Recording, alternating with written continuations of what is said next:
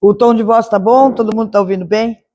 Tá bom. Eu sou a Luciane e atualmente eu estou à frente da Casa Espírita lá São Francisco de Assis, que fica lá no Loti, tá?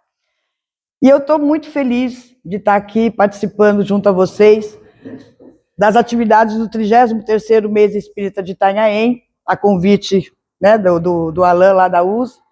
E eu estou muito feliz mesmo. E eu espero de coração trazer para vocês um pouquinho do Evangelho, daquilo que a gente precisa realmente aprender a viver. Então, vamos juntos?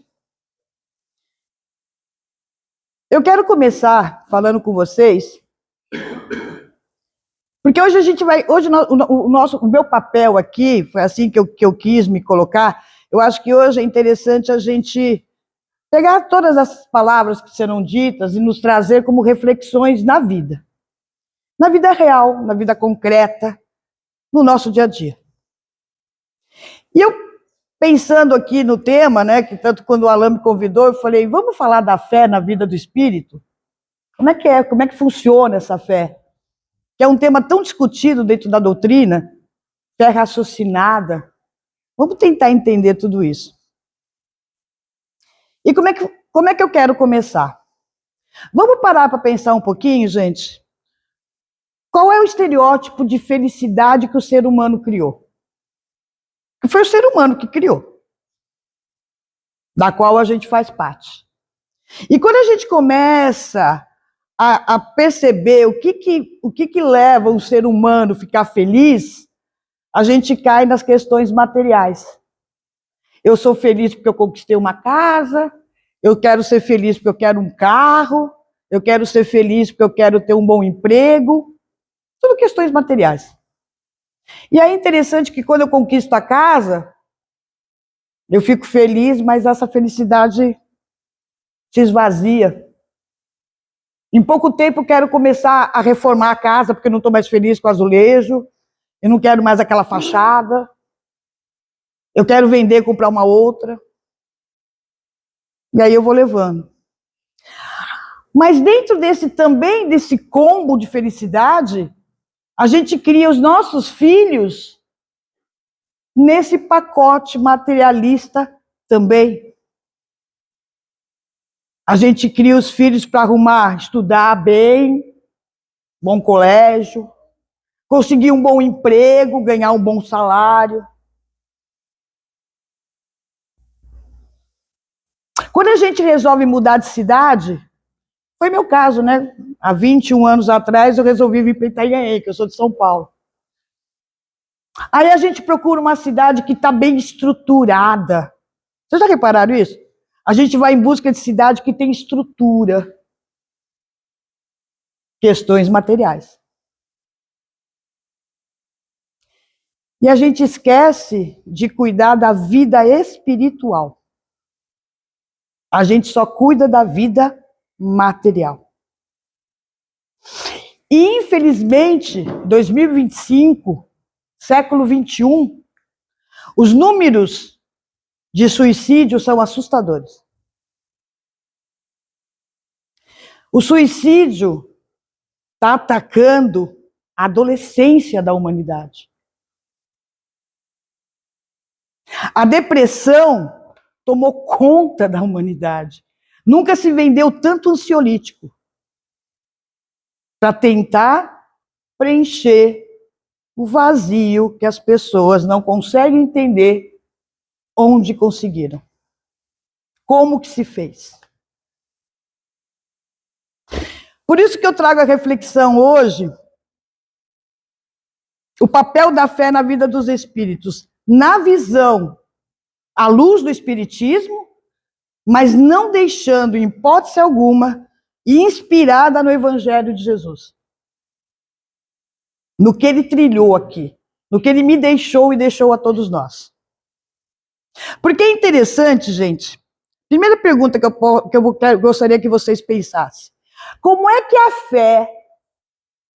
que a fé é capaz de mudar de verdade a forma como eu vivo, como eu penso e como eu ajo.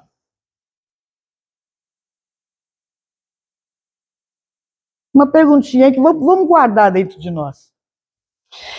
Porque quando a gente fala em fé, é engraçado que a pessoa fala, mas eu acredito em Deus. Oxe, eu acredito em Jesus. Jesus é nosso mestre. É uma crença, não é uma fé. Isso é uma crença externa. É aquela crença que eu deixo guardada na gaveta e eu só a uso em momentos difíceis na vida. Quando eu passo por um conflito, aí eu grito, meu Deus! Quando tem alguém doente, eu clamo por Deus.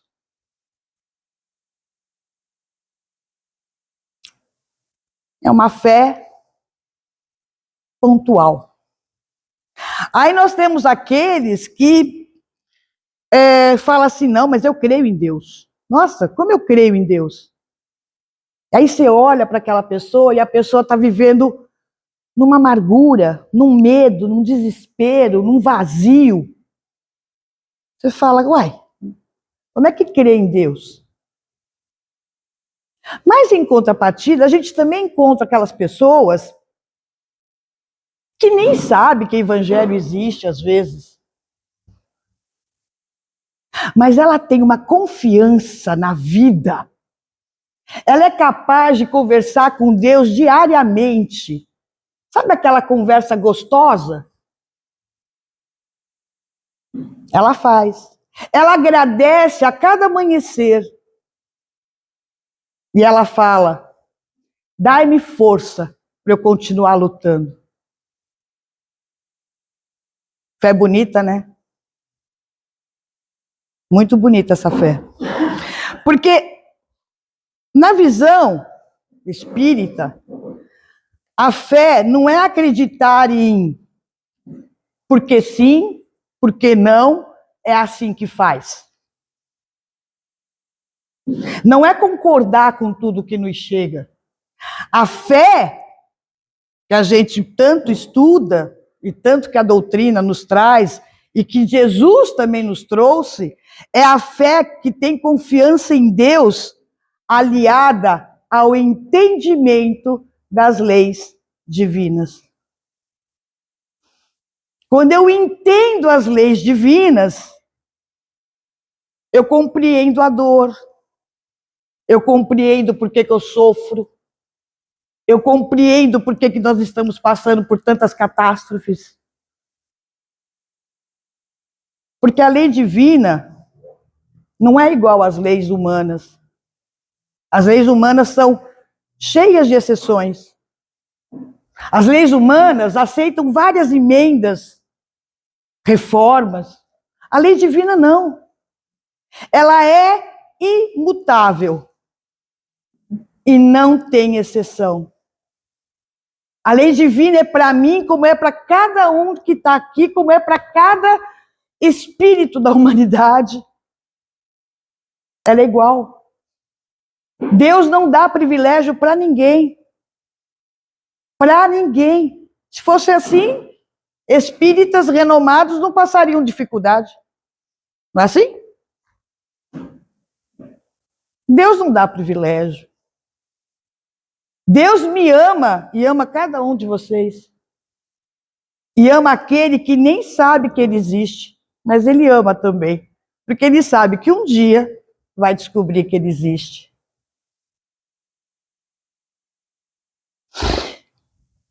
E é interessante que se essa fé ela é aliada às leis divinas, ao entendimento, eu posso entender que é uma força interior, né? É algo que me impulsiona, é uma força que vem de dentro de mim. E essa força ilumina a minha consciência quanto espírito, não quanto matéria, não é quanto carne, é quanto espírito. Porque quando Jesus fala assim, vinde a mim todos vós que estáis aflitos e sobrecarregados, e eu vos aliviarei. Está lá em Mateus. Ele fala isso. Porque fé não significa ausência de problema. Muito bem colocado quando o Alan fala assim, a doutrina espírita, ela não enfatiza a dor, ela te encaminha para a felicidade. Porque a fé não significa ausência de problemas. Ela nos diz, você não está sozinho dentro do problema. Quem se sente sozinho é porque precisa ativar a alavanquinha, a chavinha da fé. Nós nunca estamos sós. Nunca. Deus nunca nos desampara. Nunca. Engano daquele que fala que está só. Então, eu posso considerar que fé é um motor da minha evolução espiritual. Só minha? Não, de todos nós. De todos nós. Porque vamos lá, gente, o que o Espiritismo nos ensina? Que nós somos o quê? Espíritos. É isso? Todo mundo concorda? Todo mundo está bem situado? Somos espíritos. Criados por Deus. Em que condição? Simples e ignorantes. Todos nós. Sem exceção. E Deus continua criando espíritos. Simples e ignorante. Mas ele coloca um temperinho lá, um condicionamento, também para todos sem exceção. Nós somos predestinados à perfeição. Todos nós. Como é que eu vou chegar lá? Através das minhas escolhas. Através dos caminhos que eu vou trilhar. Através das experiências que eu vou construir. Através do entendimento que eu vou conquistar. Assim sendo, Deus não criou a gente para ficar parado. Deus nos criou para ficarmos em movimento, em ação. Fé é agir. Fé não é pedir e falar, venha. Tô aqui, hein? Eu acredito em você, hein? Tô aqui. Não vai acontecer. Não vai acontecer. Jesus operou milagre porque foi necessário. Naquela época, éramos o quê? Espíritos brutos, que precisávamos ver para crer. Hoje a gente não precisa, a gente já passou por isso. Hoje a gente tem conhecimento. Ele não precisa mais me provar nada. Basta eu olhar para dentro de mim que as provas estão todas aqui dentro. Sou capaz de amar, sou capaz de me transformar, sou capaz de me reformar com a bagagem que ele me deu. Ele não precisa mais provar.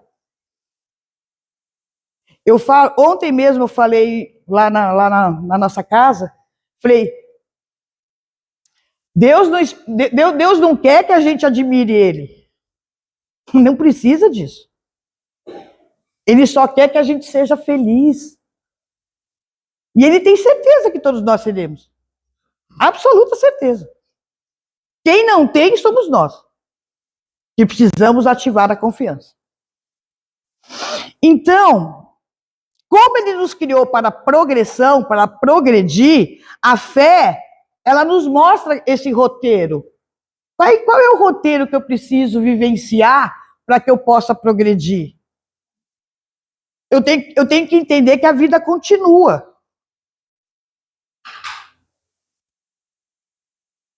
Quando? Sempre. Que eu só tenho uma vida. Uma vida. Várias existências, mas só uma vida. Eu tenho existências, experiências de uma única vida.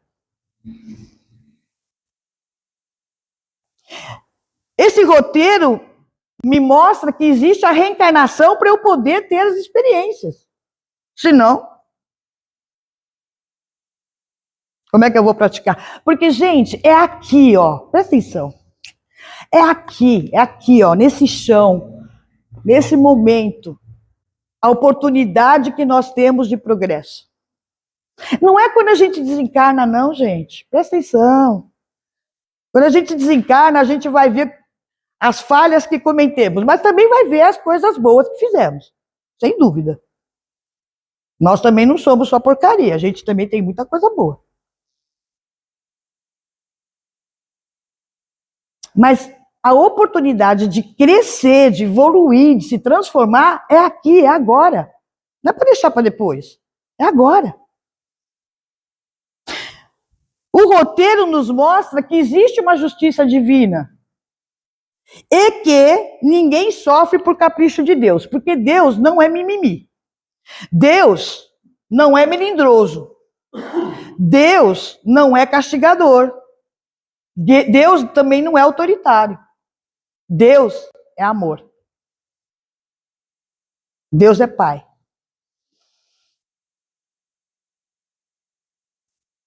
Assim como a gente se revolta com os nossos pais terrenos, a gente também se revolta com o nosso Pai Celestial. Porque somos crianças mimadas. Ainda somos crianças mimadas. Quando não acontece aquilo que eu quero, eu fico de bico. Eu acho que ninguém me olhou. Eu acredito que Deus me abandonou. E a gente esquece que tudo podemos, mas nem tudo nos convém. Que aquilo que eu desejo nem sempre é o que eu preciso. Mas Deus sabe.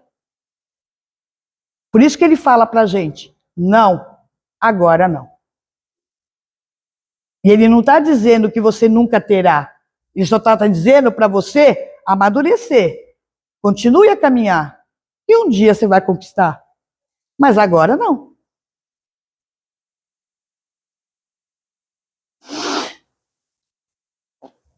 Quando a gente não tem essa visão de justiça, né, que ninguém sofre por capricho, como é que a gente pensa? A gente pensa o seguinte, minha vida não vai mudar não, gente. Minha vida é assim mesmo. Eu nasci assim, eu vivi assim, vou ser sempre assim, Gabriela. Os mais antigos entenderam a piadinha. E não é verdade. A gente está aqui para se transformar, né? A gente está aqui, a gente não nasceu para sofrer. Como eu ouço muita gente falar, minha vida é só sofrimento, Lu. Nossa Senhora. Nossa, eu já estou até acostumada. Eu nem fico com muita empolgação, não, porque tudo dá errado para mim. Que isso, gente? Pelo amor de Deus. Quando a gente tem o despertar, né, o despertar da fé e compreende essas leis divinas, o que eu passo a dizer para mim mesmo? Poxa, se eu estou passando por isso, tem um propósito. Hoje eu e a Vete estavam falando sobre isso, né, Vete? Tem um propósito. Qual será esse propósito? Muitas vezes a gente não consegue entender, não. Mas só o fato da gente estar buscando, a gente já está se movimentando. A gente já está querendo compreender o que está rolando. E a gente vai buscando alternativas. E isso faz com que eu possa reparar erros, faz com que eu possa aparar arestas, faz com que eu consiga recomeçar, mesmo no tumulto das situações. Isso é fé. Isso é fé, gente. Isso é luz que resplandece. E eu não preciso que o outro diga para mim que eu sou capaz. Deus já me deu a capacidade para seguir. Isso é fé.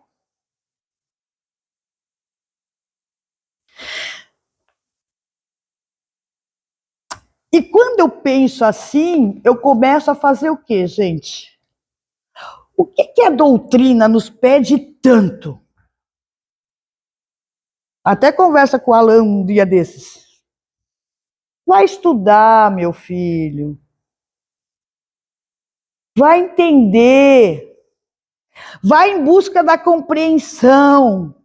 Vai trabalhar no bem. Vá servir. Quem? Quem aparecer.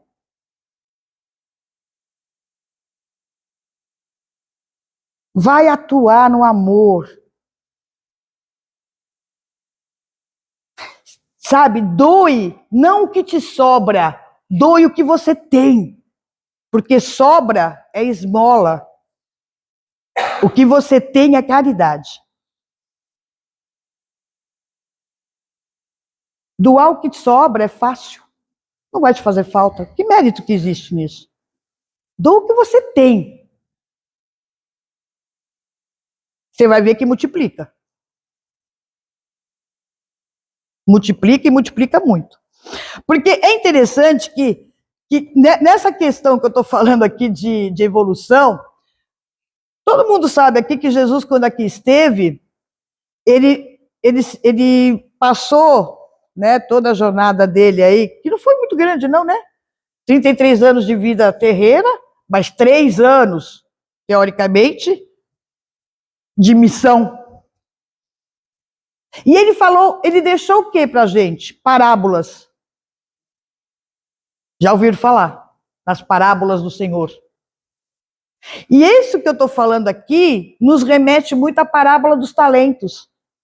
Onde o Senhor lá da propriedade, chega e fala, estou indo viajar. Pegou 3 servos e falou, aqui eu vou lhe dar para vocês talentos. Eu não sei quando é que eu volto. 2 dos servos se movimentaram. Pegaram aqueles talentos e multiplicaram. Acreditaram. E teve um que, com medo, foi lá e enterrou. Falou, não posso perder, né? O Senhor me confiou esse talento. Foi lá e enterrou na terra. Passou-se um tempo. O Senhor voltou. Aquele que confiou, que foram os 2, entregou os talentos multiplicados. E aquele outro só devolveu o que ele já tinha.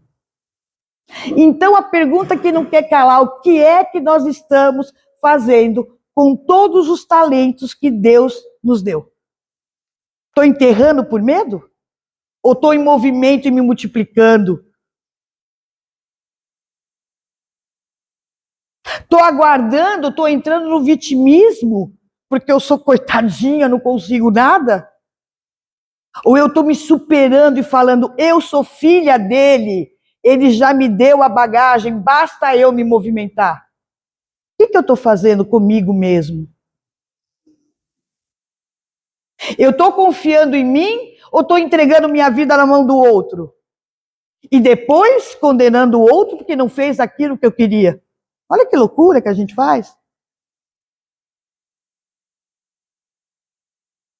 Porque é interessante, né? O casal viveu 30 anos juntos. Aí, de repente, não dá mais certo. Isso não significa que um odeia o outro. Estou falando de situações normais. Vamos cada um para o lado. Chega uma das partes, mas eu entreguei a minha vida a ele. Minha filha, você se entregou porque você quis. Tadinho, deixa ele seguir a vida dele. Mas agora o que eu faço? Segue a sua. Falha foi você ter entregue a sua vida na mão do outro. Isso é uma falha nossa. Eu sempre falo para os meus filhos, eu tenho 3. Os 3 estão casados hoje. Sua vida está se unindo com a outra vida. E vocês 2 vão construir uma única vida, não esquecendo da individualidade de cada um. Ninguém pode anular ninguém. Porque Deus nos fez únicos e especiais. Talentos vivos. Vamos valorizar esse prêmio, né? E quando eu falo que a verdadeira fé dos servos foi confiar, é que eles não enterraram a oportunidade, eles se colocaram em movimento. E Cristo nos afirma com a seguinte colocação: meu Pai trabalha até agora, e eu trabalho também. Está lá em João 5,17. Então, a fé é não estacionar, é não parar. Vocês estão entendendo o que é uma fé raciocinada? Que o Alan falou aqui no início e eu estou tentando destrinchar. A fé raciocinada nada mais é que o uso da inteligência. E eu não estou falando de diploma, gente, eu estou falando de inteligência. Aquilo que Deus nos deu, deu para todo mundo. Inteligência todo mundo tem. Sem exceção. E é essa fé que Deus espera de nós. Porque a fé raciocinada, ela nos remete àquela fé que não pode ser cega. Sabe aquela coisa de ficar babando ovo para Deus? Eu sempre falo isso. Ai, porque Deus parece que está muito distante de mim. Muito pelo contrário, ele está dentro de mim. Como é que ele está distante de mim? Se eu sou centelha divina, como é que Deus está distante de mim? Por que eu coloco Jesus num lugar tão longe de mim se ele veio aqui e viveu como eu, como cada um de vocês? Jesus foi traído. Vamos elencar aí? Quem é que aqui está passando situação complicada na vida? Pensa aí. Jesus foi renegado. Jesus foi traído. Jesus foi esculachado. Foi apedrejado. Foi julgado injustamente. Foi morto injustamente. Poxa!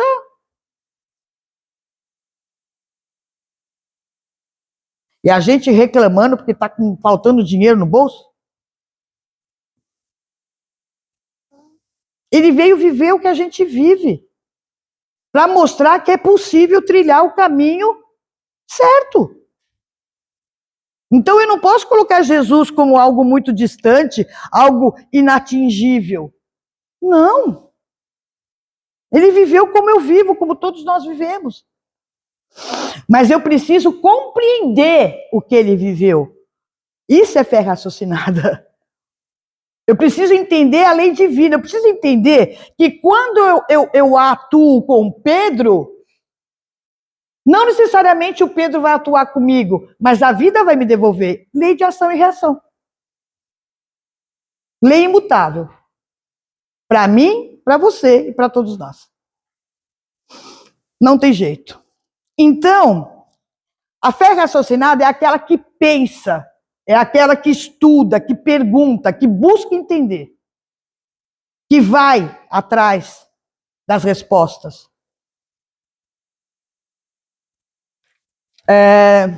Hoje mesmo eu recebi isso.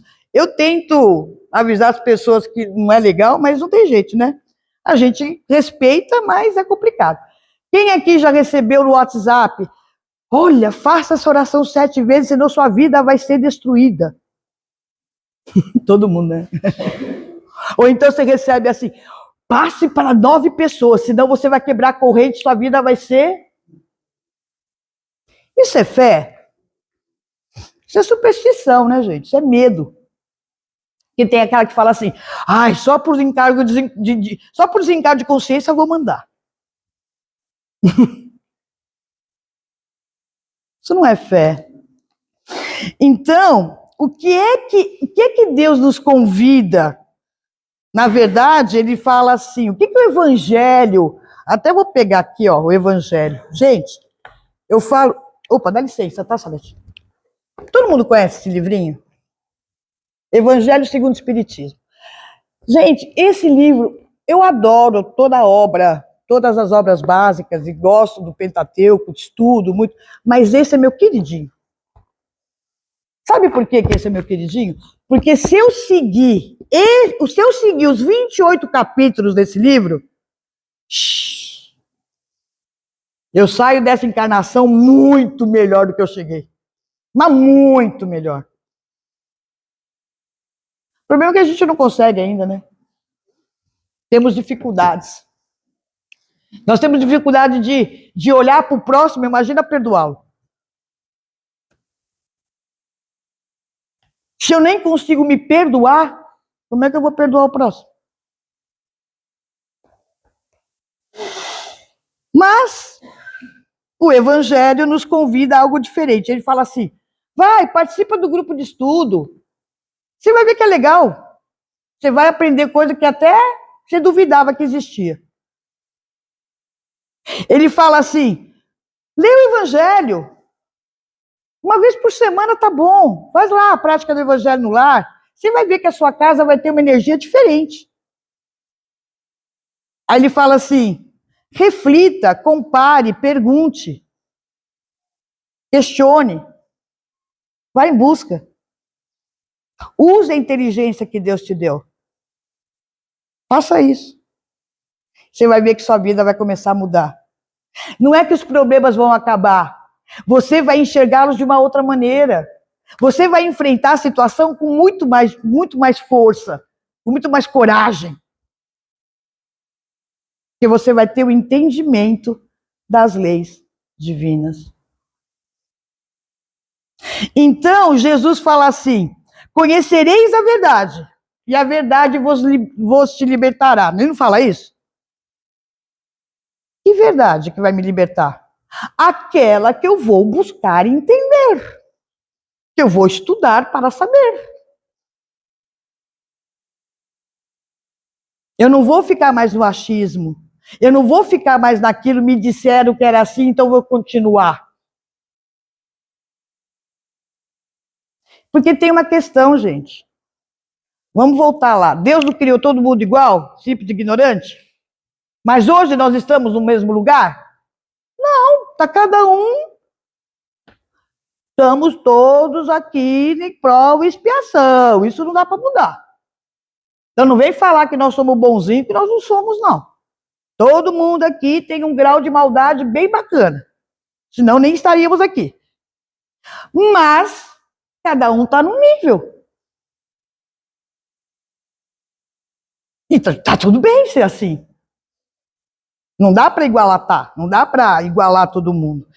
Então, o que nos liberta é a compreensão, não apenas a repetição, porque a minha avó fazia, eu vou continuar fazendo. Não dá. Olha o tema que a USE trouxe para nós esse ano, vai ser o congresso ano que vem. A Casa Espírita dos Novos Tempos, na nova era. Nós precisamos nos adequar. O mundo está, sabe, o mundo está em transição. Está tendo mudanças. E eu? Vou ficar onde? Eu também preciso acompanhar essa evolução. Eu preciso ver o que dentro de mim está se transformando, está fervilhando. E eu não posso continuar fazendo o que minha avó fazia, que era certo na época, mas não me cabe mais hoje, e está tudo bem não me caber. Porque eu tenho uma nova compreensão, um novo olhar para a vida. Eu tenho a verdade dentro de mim. Porque eu estudo, porque eu busco, porque eu vou atrás. E é interessante que Jesus falou assim também, está lá em Mateus, amarás o Senhor teu Deus de todo o teu coração e de todo o teu entendimento. Ou seja, a todo instante no Evangelho, estão pedindo para a gente, vai, se aprimore, estude. Não precisa de diploma, não, é só estudar. Não tem provinha, não é Enem, não é nada disso. Todo mundo passa nos estudos do Evangelho. Todo mundo. Amar a Deus não é sentir Deus. Amar a Deus é usar o entendimento desse amor em prol da minha vida. E da vida do meu próximo. Bonito isso, né? Com a fé, eu consigo entender por que eu passo por tantas provas e por tantas dores. Porque, sabe, gente, um dia, mais cedo ou mais tarde, todos nós vamos passar por algum tipo de dor. Ou uma enfermidade, ou uma dificuldade financeira, ou a perda de um ente querido. Tudo isso são dores, não são? Conflitos. Todos nós passamos por isso. Também não existe exceção. Não existe exceção. E é muito interessante que eu ouço pessoas falando assim, mas por que Deus está fazendo isso comigo? Por que Deus me abandonou nesse momento tão difícil? Vocês já ouviram alguém falar assim? Puxa, eu não merecia passar por isso, eu sou uma pessoa tão boa. Eu ouço tanto isso lá no lar. Só que a gente esquece que a dor é uma situação que nos iguala. É a única situação que nos iguala. Porque se eu sentir agora uma cólica renal, quem já sentiu, eu sei o que é. Quem já sentiu sabe que dói. Quem sentir uma cólica renal, se eu sentir agora, qualquer pessoa que estiver passando pelo processo vai ser exatamente igual. É uma dor insuportável. A pessoa mais abastada vai ter a mesma dor e a pessoa menos favorecida vai ter a mesma dor. O que difere é o tratamento de cada um. Mas a dor é igual. Nos iguala. Então, gente, de vez eu ficar perguntando por que Deus fez isso comigo, eu tenho que mudar a pergunta. Eu tenho que falar assim, para que isso está acontecendo comigo? Não é por quê, é para quê? O que eu preciso movimentar dentro de mim? O que eu preciso rever dentro de mim? O que eu preciso reformar dentro de mim? Eu conheço pessoas que falam assim, eu não sei o que acontece comigo, mas vira e mexe, eu sempre acontece a mesma coisa. Olha o sinal da vida aí, gente. Se de tempos em tempos está acontecendo alguma coisa, está na hora de mudar alguma coisa. Porque tem momentos que a gente contrai uma doença, ou alguém que a gente ama muito contrai uma doença ingrata. Então, ao invés de eu ficar perguntando, revoltada, achando que aquilo é castigo, por que eu não me pergunto, o que eu vou aprender com isso, hein? O que eu tenho que rever? Se é alguém que eu amo, ou então alguém que eu achei que amasse, né? Será que o meu olhar para com essa pessoa não tem que ser diferente? Porque quantas pessoas doentes nas nossas vidas, gente, a gente acha que é frescura. Isso é frescura, levanta. Eu, na tua idade, eu fazia o dobrado. Ou ele não é você. Isso não estimula ninguém. Isso derruba as pessoas. Isso não dá. Você gritar para um depressivo que ele precisa reagir, é como se você estivesse pegando assim o teu pé e afundando ele mais ainda lá para o buraco. Você não vai conseguir tirar ele no grito. Você vai tirar ele no amor, no acolhimento. Porque você compreende as leis divinas e você sabe que ali você está na frente de uma alma doente, que precisa de amparo, de cuidado e de carinho. Porque você já entende as leis divinas.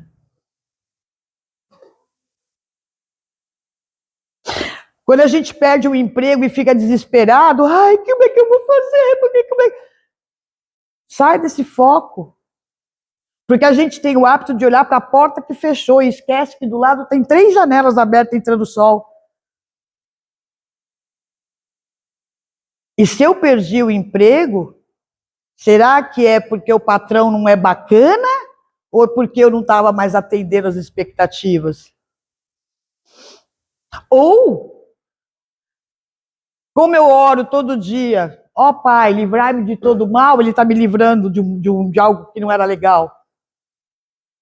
Vamos começar a refletir dos acontecimentos que nos ocorrem. Não simplesmente reclamar. E isso não é lei de Poliana, não, tá? Isso é só buscar entendimento. Não é conformismo. A doutrina espírita não nos ensina a ser conformista. Muito pelo contrário, ela nos ensina a nos movimentar e entender o porquê que estamos vivendo. Não é conformismo. Porque eu já ouvi muita gente falar, espírito é tudo conformado. Nada disso. Não é isso. Então, uma outra questão que a gente não compreende ainda, que Jesus nos trouxe, é o Sermão da Montanha, né? E quando a gente está nesses momentos mais conflituosos, vamos lembrar de uma passagem do sermão que ele fala assim: bem-aventurados os que choram, porque serão consolados.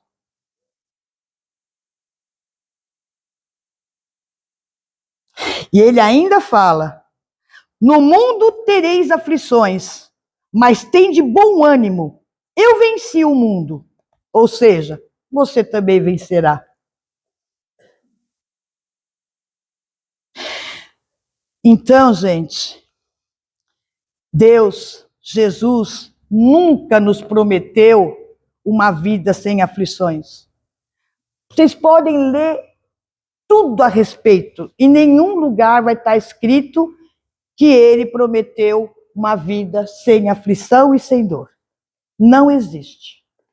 Existe, Alain? Você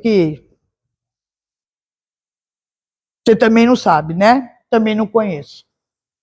Mas ele promete companhia, amparo, fortalecimento, clareza para que a gente encontre o rumo certo. Isso ele promete. E ele cumpre. Basta eu querer. Basta eu querer. Porque em todas as obras, toda a doutrina, é interessante que existem 3 virtudes que caminham sempre juntas. Vocês sabem quais são? Caminham sempre juntas. Fé, esperança e caridade. Essas 3, elas vivem juntas. Porque quem confia em Deus tem fé. Quem confia no futuro tem esperança. E quem junta tudo isso e transforma em ação, faz caridade. Bonito, né? Porque se a fé verdadeira ela não é parada, ela exige ação, como é que eu consigo fazer isso no meu dia a dia? Com pequenos gestos, gente. Não é mudar a minha vida, então a partir de agora eu tenho que... Não, é só você começar com pequenos gestos, tipo, ajuda numa campanha lá de alimento, leva 1 quilo de alimento, não vai te fazer falta. Vai visitar um enfermo aqui no hospital regional. Vai lá no horário de visita e começa a visitar as pessoas. Vai no UPA e vai dar um carinho para quem precisa. Faz um telefonema para alguém que está desesperado. Leva uma palavra amiga para quem está desconsolada. Dê seus ouvidos para quem quer falar. Dê um abraço para quem acha que não tem ninguém. Isso é mudar de postura. Porque Jesus também nos traz esse ensinamento, quando ele fala assim, ó, tudo que quereis que os homens vos façam, fazei-o vós também para eles. Ou seja, aquilo que você deseja para você, faça para o outro. Se você quer ter compaixão, olhe com compaixão. Se você quer respeito, dê respeito. Se você quer amor, pratique o amor, não o apego. Nós temos um hábito de confundir amor com apego. Amor não prende. Amor não exige.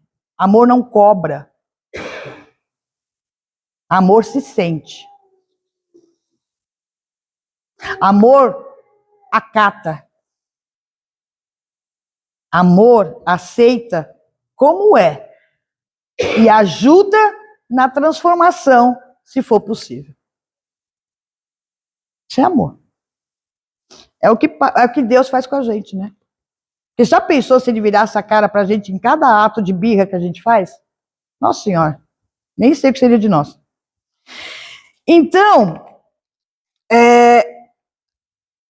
a gente tem que entender que... Vocês já ouviram falar no tal do julgamento final?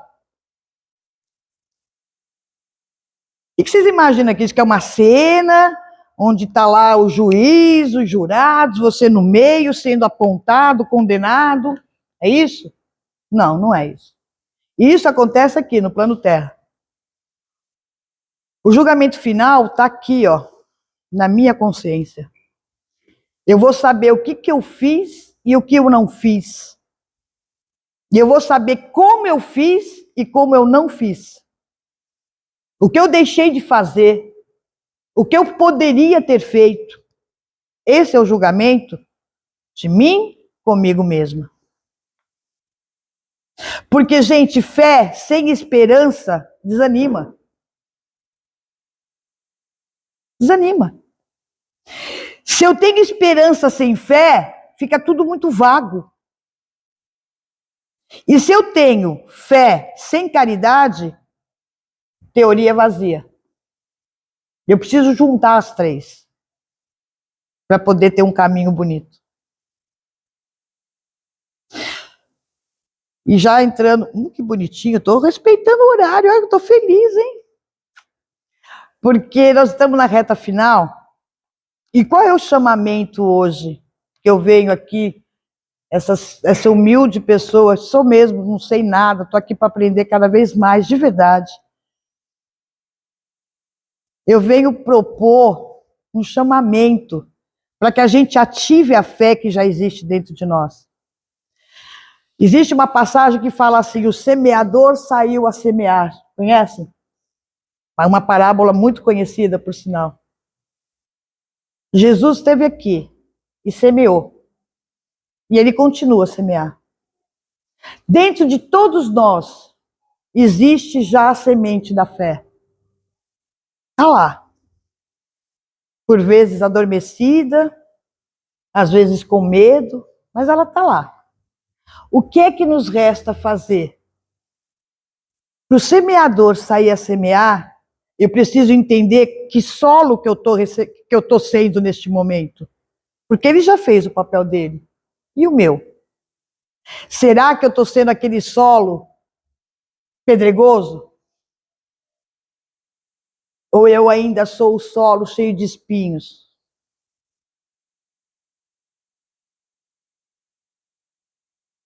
Não. Eu posso ser a terra fértil, que vai fazer com que essa semente desabroche.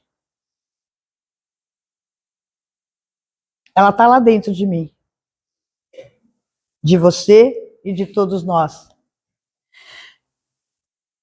Eu preciso, e todos nós precisamos acordar essa fé, despertar, provocar que ela comece a brotar. Porque Jesus também nos trouxe que não se acende uma candeia para colocá-la debaixo do alqueire, mas sim no velador, e dá a luz a todos que estão na casa, a todos que estiver à minha volta. Porque nós, gente, ele ainda continua e fala assim, assim brilha a vossa luz diante dos homens. Nós somos luzes. Nós somos inúmeros postes de luz. Olha quanta luz que tem aqui dentro hoje. Encarnados, desencarnados, visitantes, moradores da casa, tudo iluminando. Sejamos luzes, não só para mim, mas para quem chegar perto de mim. Vamos dar as mãos e iluminar os caminhos de quem precisar passar. Nem sempre serei eu, mas eu posso conduzir aquele que precisa enxergar. Vamos confiar, gente. Vamos acreditar que o papel da fé na vida do espírito é justamente fazer essa luz crescer. E essa luz vai servir para iluminar os meus pensamentos, os meus sentimentos, a minha postura, a minha conduta, o meu eu. Então, que a gente possa hoje sair daqui, nesse momento tão bonito e tão feliz de estarmos reunidos, que a gente saia daqui, levando só uma pergunta nos nossos corações: onde eu preciso deixar a minha fé agir na minha vida? Onde? É num conflito? É numa decisão difícil? É naquela mágoa que eu não consigo abrir a torneira? É no amor que eu preciso rever? Só você e Deus vai saber. E já basta. Já é o suficiente. Porque ali Ele vai te ajudar a acender essa vela, essa luz, esse poste. Isso é fé.